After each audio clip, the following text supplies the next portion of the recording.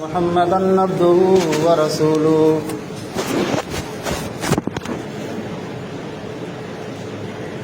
يا أيها الناس اتقوا ربكم الذي خلقكم من نفس واحدة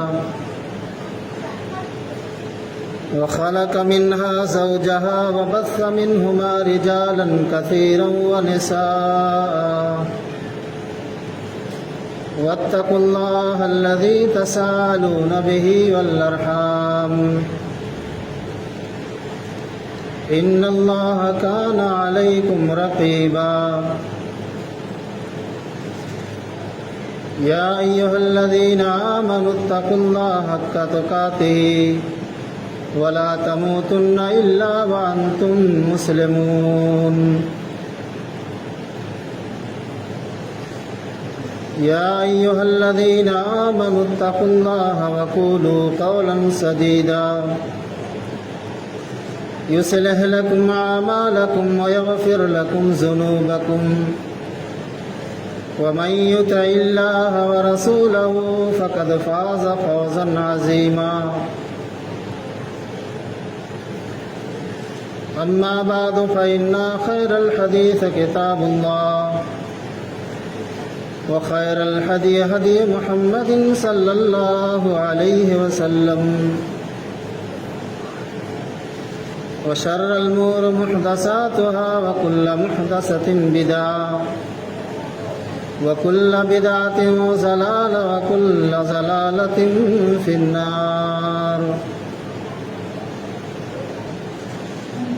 أعوذ بالله من الشيطان الرجيم. بسم الله الرحمن الرحيم.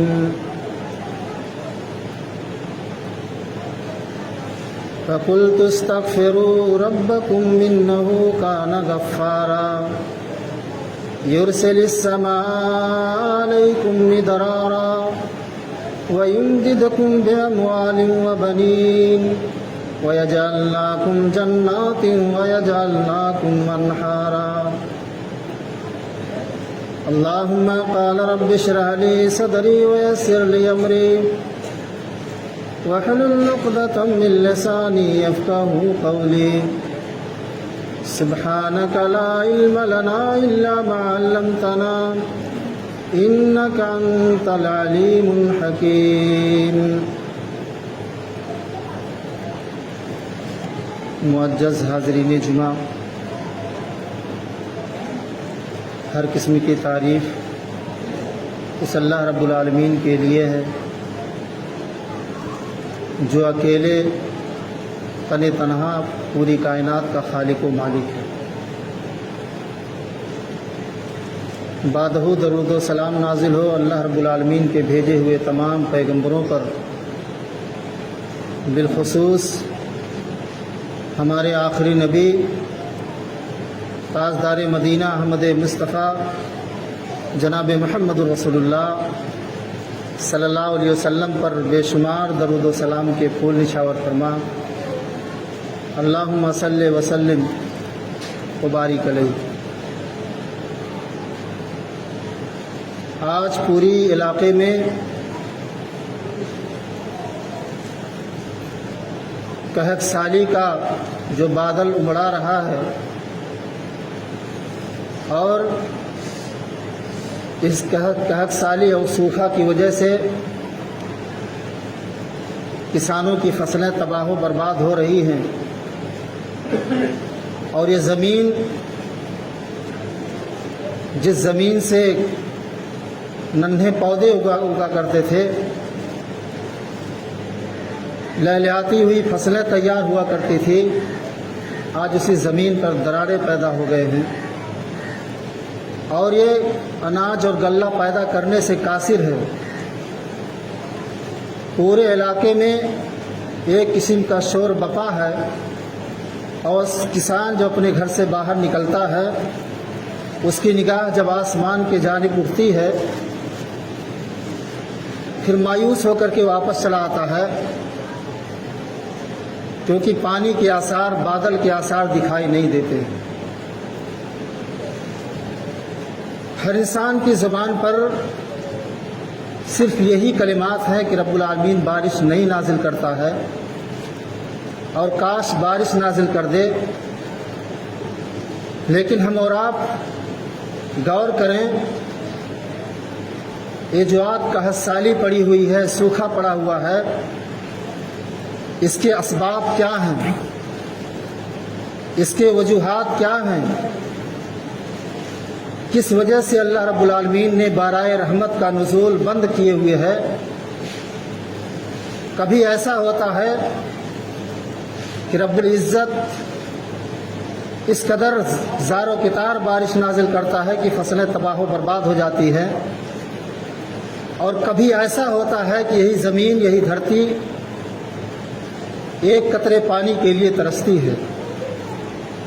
آخر ہم نے اس کے بارے میں غور کیا ہے؟ کبھی سوچا ہے کہ ایسے حالات اللہ رب العالمین کے نظام میں اس قدر رد و بدل کیوں ہو رہا ہے؟ ایسے چینجنگ اللہ کیوں کر رہا ہے؟ اس کا جواب اللہ رب العالمین نے قرآن کریم کے اندر خود ذکر کیا ہے۔ بارش کیوں نہیں ہو رہا ہے؟ اور اس کے بعد طرح طرح کی بیماریوں میں ہم اور آپ کیوں مبتلا ہیں؟ طرح طرح کی مشکلات میں ہمارے اوپر کیوں اللہ رب العالمین نازل کیے ہوئے ہیں؟ اس کا ثمرات، اس کا جواب اللہ رب العالمین نے قرآن کریم کے اندر خود واضح کر دیا ہے۔ ما اصاب من مصیبت فبما کسبت ایدیکم،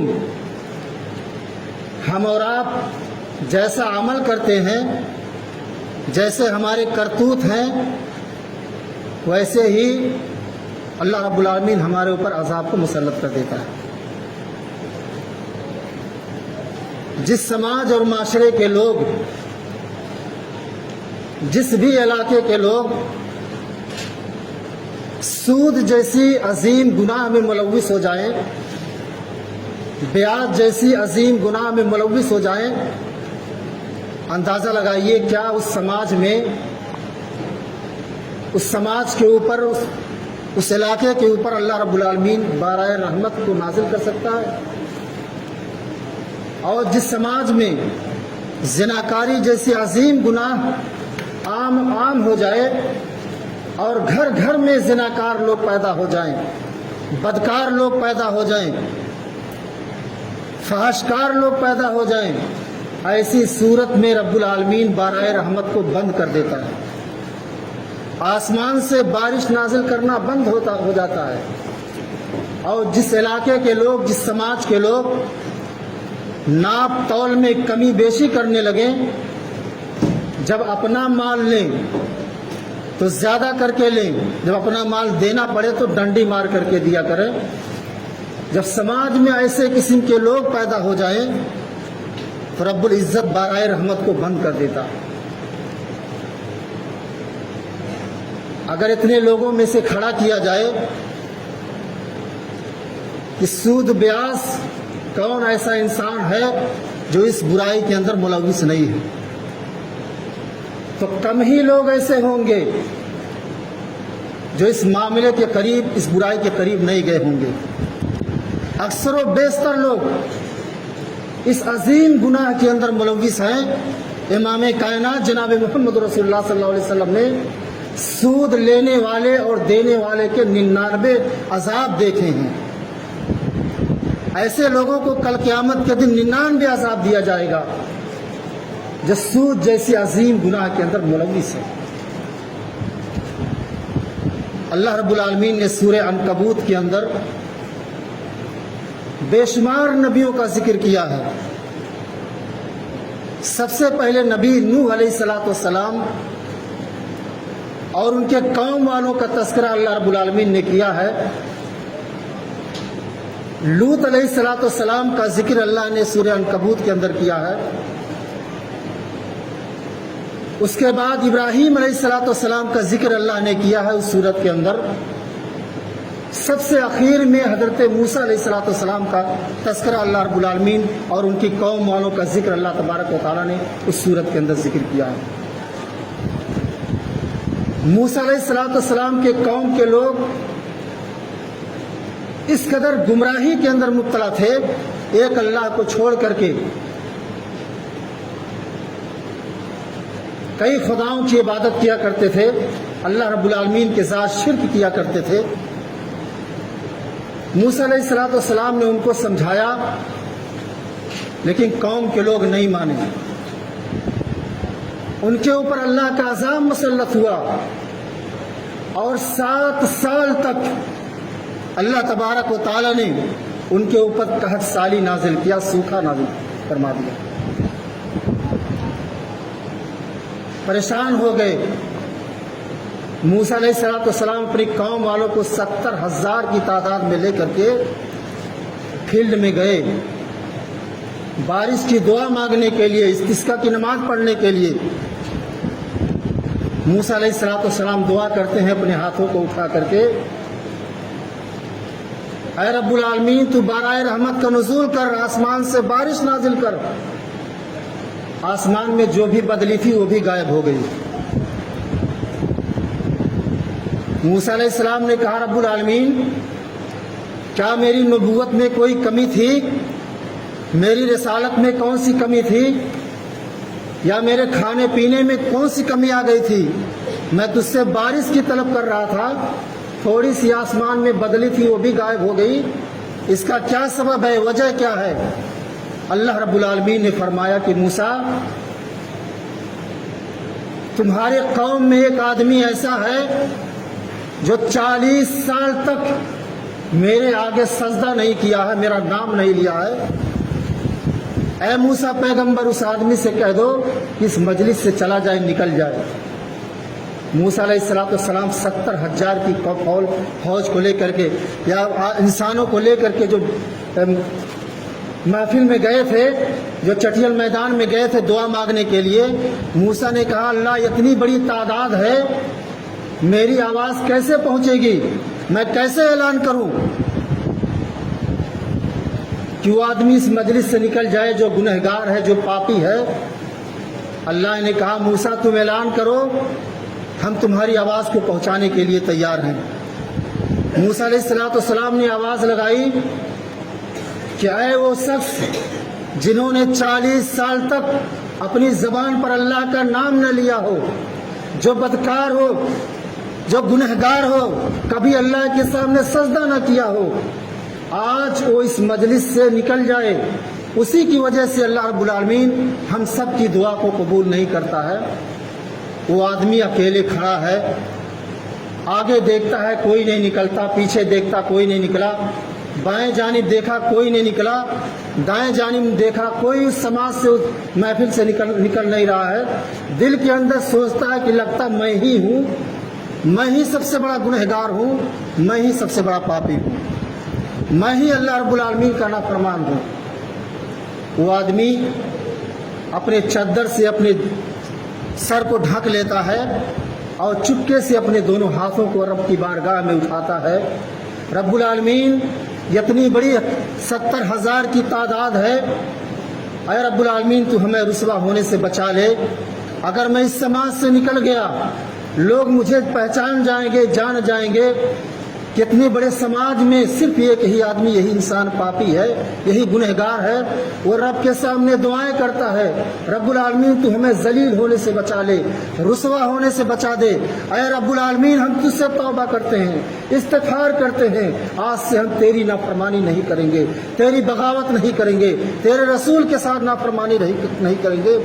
دل ہی دل کے اندر چادر اوڑھ کر کے رب سے فریاد کرتا ہے۔ رب العالمین ابھی اس کے ہاتھ نہیں نیچے گرے تھے، آسمان میں بدلی اٹھی، آٹومیٹک بارش ہونا چالو ہو گیا۔ موسیٰ علیہ السلام نے کہا، رب العالمین ابھی تم کہہ رہے تھے کہ ایک آدمی کی وجہ سے ہم بارش نہیں نازل کرتے ہیں، آج معاملہ کیا ہے؟ وہ آدمی اس مجلس سے نہیں نکلا، اس کے باوجود تم بارش نازل کیے ہوئے ہو۔ اللہ کہتا ہے، موسیٰ جس انسان کی وجہ سے ہم بارش روکے ہوئے تھے، آج اسی انسان کی وجہ سے ہم بارش کا نزول کر رہے ہیں۔ موسیٰ نے کہا، رب العالمین اس آدمی کو تو بتا دے کہ کون سا انسان ہے، کون سا آدمی ہے جو اتنا بڑا پاپی ہے، اتنا بڑا گنہگار ہے۔ کہا، اے موسیٰ 40 سال تک اس آدمی نے میرا نام نہیں لیا، لیکن آج تک میں نے اس کی برائی پر پردے ڈالے رکھا، اس کی برائی کو میں نے واضح نہیں کیا۔ آج جب وہ توبہ کر لیتا ہے، اپنے گناہ سے استغفار کر لیتا ہے، تو ہم تجھے کیسے بتلا دیں اس آدمی کا نام؟ ذرا غور کیجئے اس واقعے سے۔ سماج میں ایک آدمی برا تھا، ایک آدمی اللہ کا نافرمان تھا، یہاں تک پورا کا پورا سماج اللہ کے باغی بنے ہوئے ہیں، اللہ کے نافرمان بنے ہوئے ہیں، اللہ سے بغاوت کیے ہوئے ہیں۔ ہمارے ساتھ اللہ رب العالمین کیا حشر کرنے والا ہے؟ اللہ اسی وجہ سے رب العالمین بارہ رحمت کو بند کر دیتا ہے۔ یہ اللہ کا عذاب ہے، اور یہ اللہ کا پہلا عذاب ہے جو رب العزت اپنے بندوں کے اوپر بارہ رحمت کا نزول کرنا بند کر دیا ہے۔ طرح طرح کے عذاب آتے ہیں۔ کبھی اللہ رب العالمین زمین کو ہلا دیتا ہے، زمین پہ زلزلے آ جاتے ہیں، اور بہت سارے لوگ ہوٹلوں پہ بیٹھ کر کے مذاق کرنا چالو کر دیتے ہیں۔ ایسا لگتا ہے کہ سب کا گھر گر جائے گا، ان کا گھر نہیں گرے گا، سب لوگ مر جائیں گے، نہیں مریں گے۔ اللہ کا مذاق لوگ سمجھتے ہیں۔ اور جس دن اللہ کا سخت عذاب آئے گا، قوم عاد، قوم سمود، یہ بھی اللہ کے نافرمان لوگ تھے، لیکن اللہ رب العالمین نے انہیں اس طریقے سے تحس نحس کیا کہ لوگ زمین بوس ہو گئے۔ پوری کی پوری بستی آسمان کو اٹھا لیا اللہ نے، اور اوپر سے پلٹ دیا، سارے کے لوگ زمین کے اندر دفن ہو گئے۔ ایک قوم کے لوگ گزرے ہیں، شعیب علیہ السلام، اتنے ہر دھرم قوم تھی۔ شعیب علیہ السلام نے اپنے قوم والوں کو سمجھایا، اے میری قوم کے لوگوں، اللہ سے رشتہ جوڑو، اللہ کی عبادت کرو۔ اور اس قوم میں سب سے بڑی برائی یہ تھی، سب سے بڑا گناہ کا کام یہ کرتے تھے، جب لوگوں کو کوئی چیز تول کر کے دیا کرتے تھے تو ڈنڈی مار کر کے دیا کرتے تھے، اور جب ان سے اپنا سامان لیتے تھے تو پورا کر کے لیا کرتے تھے، برابر کر کے لیا کرتے تھے۔ شعیب علیہ السلام نے اپنی قوم والوں کو سمجھایا، اے میری قوم کے لوگوں، کسی کے اوپر ظلم نہ کرو، کسی کے ساتھ زیادتی نہ کرو، اللہ رب العالمین کے ساتھ ظلم نہ کرو، رسول کے ساتھ زیادتی نہ کرو۔ لیکن قوم شعیب علیہ السلام کی قوم کے لوگ ماننے سے انکار کر دیا کہ اے اللہ کے نبی، اے اللہ کے پیغمبر، تم اپنا کام کرو، ہم اپنا کام کرتے ہیں۔ یقیناً ایسا ہوا، رب العالمین نے ان کے اوپر اس قدر عذاب مسلط کیا۔ پہلے ان کے اوپر قحط نازل کی، سوکھا ان کے اوپر بارہ رحمت کا نزول ہونا بند کر دیا۔ اس کے بعد ان کے اوپر ایک ایسا عذاب مسلط کر دیا، بڑی تیز آواز، اتنی تیز آواز ان کو سنائی دیتی تھی کہ ان کے جو حلق باہر نکل گئے تھے، ان کے پھیپھڑے باہر نکل گئے اس آواز کو سن کر کے، اور سارے کے سارے لوگ زمین بوس ہو گئے، سارے کے سارے لوگ مر گئے۔ اگر اسی طریقے سے ظلم و زیادتی، اسی طریقے سے نافرمانی، اسی طریقے سے ناشکری اگر ہم کرتے رہیں گے تو ہمارے ساتھ بھی وہی انجام ہونے والا ہے، وہی انجام ہونے والا ہے جو انجام اللہ رب العالمین نے قوم یوسف علیہ شعیب علیہ السلام کے قوم والوں کے ساتھ کیا تھا، ہود علیہ السلام کی قوم والوں کے ساتھ کیا تھا، لوط علیہ السلام کی قوم والوں کے ساتھ کیا تھا، وہی حشر ہمارے ساتھ بھی ہونے والا۔ یقیناً یہ ہماری کمی ہے، اگر کمی نہ ہوتی تو آج ہم اتنے بڑے عذاب کے اندر مبتلا نہ ہوتے کہ اللہ رب العالمین ہمارے اوپر سے اپنی رحمت کو ہٹا لیا۔ کسی کا کوئی چارہ نہیں چلتا، نہ دنیا میں کوئی ایسا انسان، کوئی ایسا ملک طاقتور ہے جو بارہ رحمت کو نزول کر سکے۔ سارے کے سارے پوری دنیا کے لوگ حیران و پریشان ہیں۔ اللہ کے نبی جناب محمد رسول اللہ صلی اللہ علیہ وسلم کے زمانے میں بھی ایسا دور دیکھنے کو ملا تھا، ایسا وقت دیکھنے کو بھی ملا تھا۔ آپ کے زمانے میں بھی سوکھا پڑ گیا تھا، فصلیں برباد ہو رہی تھی۔ جمعہ کا دن تھا، جناب محمد رسول اللہ صلی اللہ علیہ وسلم خطبہ دے رہے تھے۔ ایک دیہاتی بھاگتا ہوا آیا، یا رسول اللہ صلی اللہ علیہ وسلم، फसलें बर्बाद हो रही हैं, फसलें सूखी जा रही हैं, बारिश का नुज़ूल नहीं हो रहा है। रब्बुल आलमीन, ऐ मेरे नबी, ऐ अल्लाह के नबी सल्लल्लाहु अलैहि वसल्लम, आप अल्लाह से दुआ कर दीजिए कि अल्लाह रब्बुल आलमीन बाराए रहमत का नुज़ूल करे। अल्लाह के नबी सल्लल्लाहु अलैहि वसल्लम उसी जुमे में खुतबे में आप दुआ करते हैं, अल्लाहुम्मा अस्किना, अल्लाहुम्मा अंज़िल अलैना अल-गैस, आप दुआ करते हैं, आसमान में बदली उठती है और अभी जुमा नहीं ख़त्म होता है, लोग मस्जिद से बाहर नहीं निकलने चालू होते हैं, ऐसी सूरत में रब्बुल आलमीन बाराए रहमत का नुज़ूल कर देता है। हमें तौबा इस्तिग़फ़ार करनी चाहिए, अल्लाह से तौबा करो अपने गुनाहों की। कुरान करीम के अंदर अल्लाह फरमाता है, इस्तग़फ़िरू रब्बकुम इन्नहु काना गफ़्फ़ारा, अपने गुनाहों की अल्लाह से तौबा इस्तिग़फ़ार करो। तौबा इस्तिग़फ़ार करने से, अपने गुनाहों की माफ़ी मांगने से रब्बुल इज़्ज़त बाराए रहमत का नुज़ूल फरमाता है। इमाम बसरी रहमतुल्लाह अलैह बयान करते हैं कि उनके पास 4 लोग आए, 4 किस्म के लोग आए और चारों लोग अलग अलग मैटर लेकर के आए। पहला आदमी जो आया वो बारिश की शिकायत लेकर के आया, कहा इमाम साहब बारिश नहीं हो रही है, आप अल्लाह से दुआ कर दीजिए। इमाम साहब ने फरमाया कि अल्लाह से तौबा इस्तिग़फ़ार करो। दूसरे आदमी आया, वो भूख की शिकायत लेकर के आया, कहा मेरे घर में खाने के लिए कुछ नहीं है, आप अल्लाह से दुआ कर दीजिए मेरे घर में खाने के लिए गल्ले हो जाएं, अनाज हो जाए। इमाम बसरी फरमाते हैं कि जाओ अल्लाह से तौबा इस्तिग़फ़ार करो। तीसरा आदमी आता है, वो अपने औलाद की शिकायत करता है कि रब्बुल इमाम बसरी रहमतुल्लाह अलैह, मेरे घर में कोई औलाद नहीं है, आप अल्लाह से दुआ कर दीजिए कि मेरे घर में औलाद हो जाए। इमाम साहब ने वही चीज़ बतलाई कि जाओ अल्लाह से तौबा इस्तिग़फ़ार करो। चौथा आदमी आया, कहा इमाम साहब हमारे पास बागात बहुत हैं, खेतियाँ बहुत हैं, लेकिन उसमें गल्ला नहीं पैदा होता है, खेती तो बहुत ज़्यादा है, इसमें अनाज नहीं लगता है। इमाम साहब अल्लाह से दुआ कर दीजिए ताकि हमारे खेतों में गल्ले लगना चालू हो जाए। इमाम साहब फरमाते हैं कि जाओ तौबा इस्तिग़फ़ार करो। इमाम बसरी रहमतुल्लाह अलैह के पास जो आदमी बैठे हुए थे, उन्होंने पूछा कि इमाम साहब, चारों आदमी आए और चारों अलग अलग फरियाद लेकर के आए। एक ने भूख की शिकायत की, दूसरे ने औलाद की शिकायत की, तीसरे ने बारिश की शिकायत की, चौथे ने फसल की शिकायत की। आपने एक ही फार्मूला बताया, सब लोगों को एक ही दवा दिया, क्या वजह है, इसका क्या सबब है? इमाम साहब ने फरमाया, कहा कुरान करीम के अंदर अल्लाह तबारक व तआला ने इसका जवाब दिया है।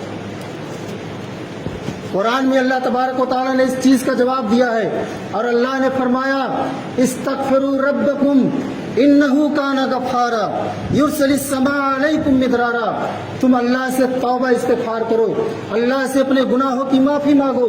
जब अल्लाह से तौबा इस्तिग़फ़ार करोगे, अपने गुनाहों की माफ़ी मांगोगे, इस्तग़फ़िरू रब्बकुम इन्नहु काना गफ़्फ़ारा युरसिलिस समा अलैकुम मिदरारा, अल्लाह रब्बुल आलमीन आसमान से मूसलाधार बारिश नाज़िल करेगा। वयुमदिदकुम बिअमवालिन व बनीन, और अल्लाह रब्बुल आलमीन तुम्हारे मालों में बढ़ोतरी करेगा।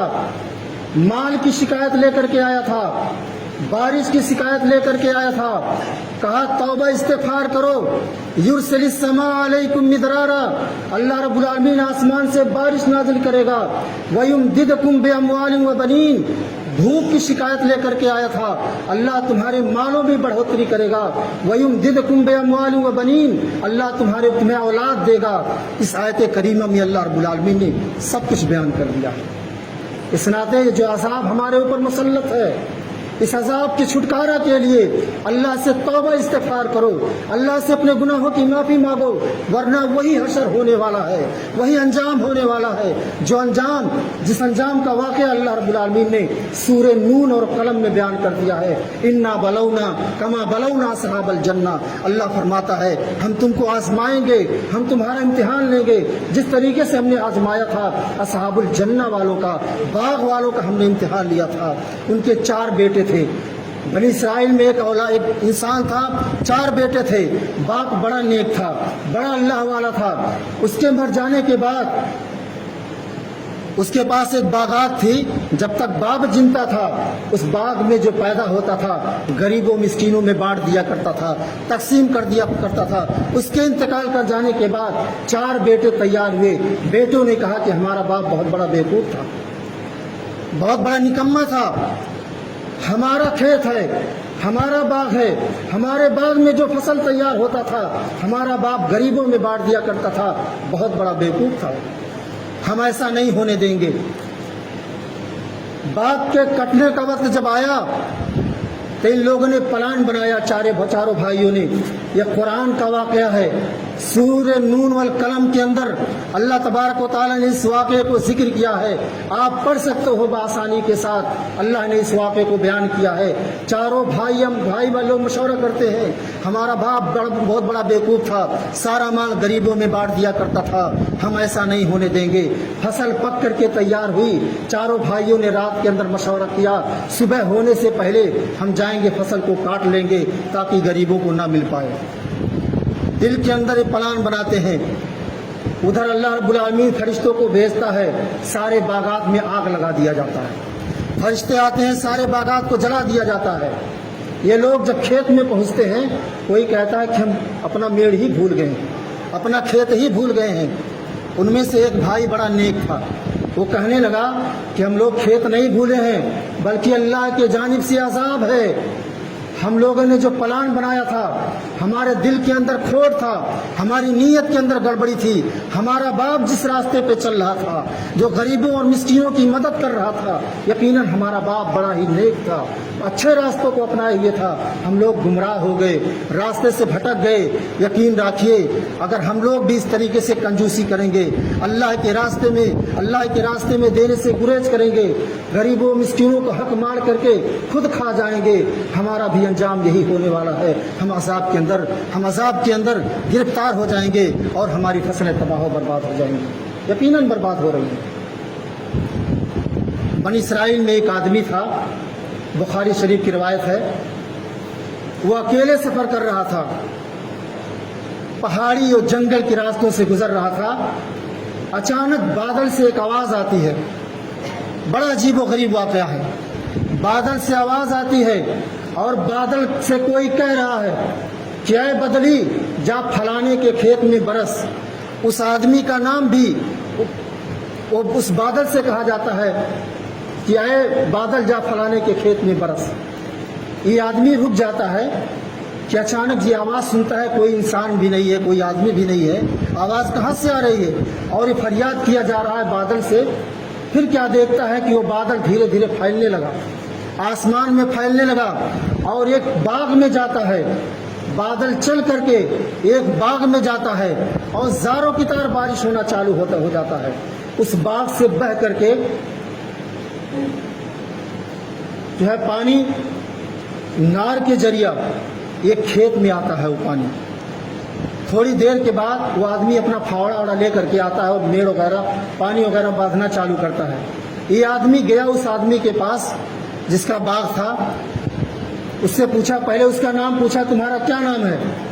اس نے اپنا نام بتایا، وہی نام بتایا جو بدلیوں سے سنا تھا، جو کوئی کہہ رہا تھا کہ جا پھلانے کے کھیت میں برس، وہ بدلیوں سے وہی آواز جو سنا تھا اس آدمی نے وہی آواز بتلائی۔ اس نے پوچھا، بھائی تم کرتے کیا ہو، کون سا عمل کرتے ہو کہ رب العزت صرف